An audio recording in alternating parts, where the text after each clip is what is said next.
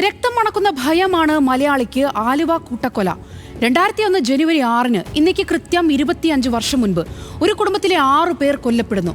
കുടുംബ സുഹൃത്തും അകന്ന ബന്ധുവുമായ ആന്റണി നടത്തിയ കൂട്ടക്കുരുതി. വധശിക്ഷയ്ക്ക് വിധിക്കപ്പെട്ട ആന്റണി പക്ഷേ ശിക്ഷാ കാലയളവ് കഴിഞ്ഞ് പുറത്തിറങ്ങി നമുക്കിടയിൽ എവിടെയോ ജീവിക്കുന്നു.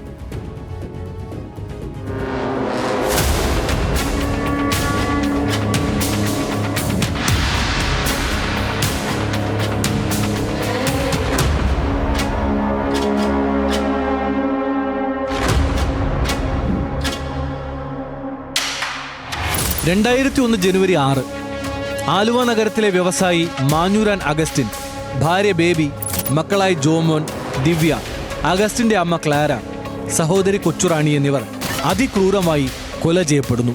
4 നൂറ്റാണ്ടിനിപ്പുറവും ഹൃദയം നടുക്കുന്ന കൂട്ടക്കൊലപാതകം. ഈ കൊടും പാതകം നടത്തിയ ആന്റണി എന്ന വ്യക്തി ജയിലിന് പുറത്തിറങ്ങിയിട്ട് നാളുകളേറെയായി. എന്നാൽ അയാളിപ്പോൾ എവിടെ? ആർക്കും അറിയില്ല.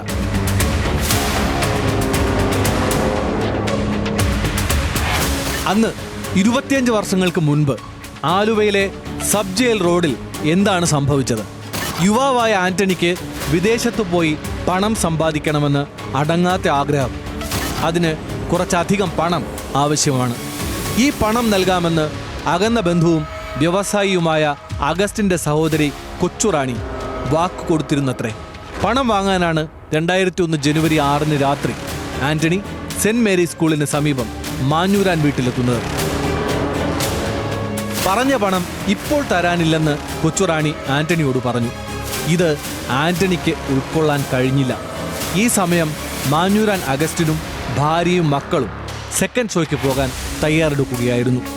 ഇവർ സിനിമയ്ക്ക് പോയതോടെ ആന്റണി കൊച്ചുറാണിയോട് തട്ടിക്കയറി പണം കിട്ടിയേ പറ്റൂ എന്നാവശ്യപ്പെട്ടു. വാക്കുതർക്കം സർവ്വനിയന്ത്രണവും വിട്ടു. ആന്റണി 42-കാരി കൊച്ചുറാണിയെ വാക്കത്തി കൊണ്ട് വെട്ടി. ശബ്ദം കേട്ട് ഓടിയെത്തിയ അമ്മ 72-കാരി ക്ലാരയെ തലക്കടിച്ചു കൊന്നു. സിനിമയ്ക്ക് പോയപ്പോൾ അഗസ്റ്റിനും കുടുംബവും തന്നെ കണ്ടിരുന്നല്ലോ. അവർക്ക് മനസ്സിലാകും താനാണ് കൊന്നതെന്ന്. 2 മൃതദേഹങ്ങൾക്കരികിൽ ആന്റണി കാത്തുനിന്നു.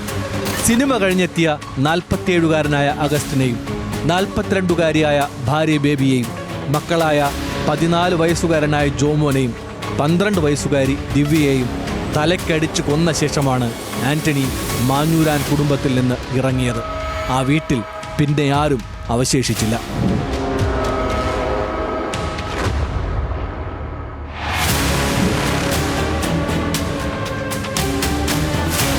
ആലുവ സിറിയൻ ചർച്ച് റോഡിലെ വത്തിക്കാൻ സ്ട്രീറ്റിലാണ് ആന്റണി കുടുംബത്തോടൊപ്പം താമസിച്ചിരുന്നത്. ജനുവരി 7-ന് കൊലപാതകത്തിന്റെ പിറ്റേന്ന് പുലർച്ചെ മുംബൈയിലേക്കും അവിടെ നിന്ന് സൗദിയിലെ ദമാമിലേക്കും ആന്റണി പോയി. ഭാര്യയെ കൊണ്ട് തന്ത്രപൂർവ്വം വിളിപ്പിച്ച് ഫെബ്രുവരി 18-ന് മുംബൈ വിമാനത്താവളത്തിൽ വച്ച് അയാളെ പോലീസ് പിടികൂടി.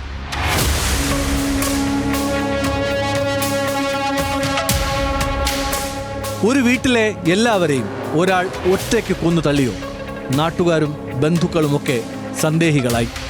നിഗൂഢതയുടെ ചുരുളഴിക്കാൻ കേസ് CBI ഏറ്റെടുത്തു. എന്നാൽ കേരള പോലീസിന്റെ കണ്ടെത്തൽ അക്ഷരാർത്ഥത്തിൽ ശരിവെക്കുകയായിരുന്നു CBI. 2005 ഫെബ്രുവരിയിൽ കൊച്ചിയിലെ CBI കോടതി ആന്റണിക്ക് വധശിക്ഷ വിധിച്ചു. 2006 സെപ്റ്റംബർ 18-ന് ഹൈക്കോടതി വധശിക്ഷ ശരിവച്ചു.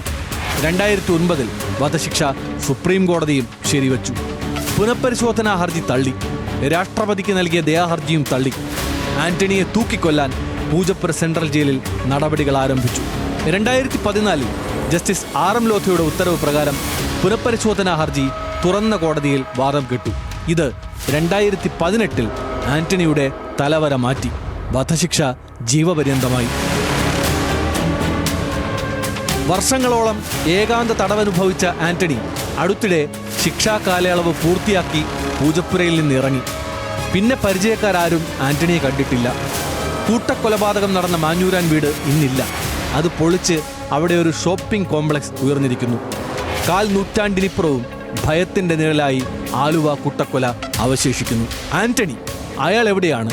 അയാൾക്ക് മാനസാന്തരം വന്നു? കൊന്നു തള്ളിയവരുടെ നിലവിളികൾ അയാളെ ഇന്നും വേട്ടയാടുന്നുണ്ടോ? അറിയില്ല. പക്ഷേ ഇന്നും മലയാള മനസ്സിൽ ആന്റണി ഭീതിയുടെ ആൾരൂപമാണ്.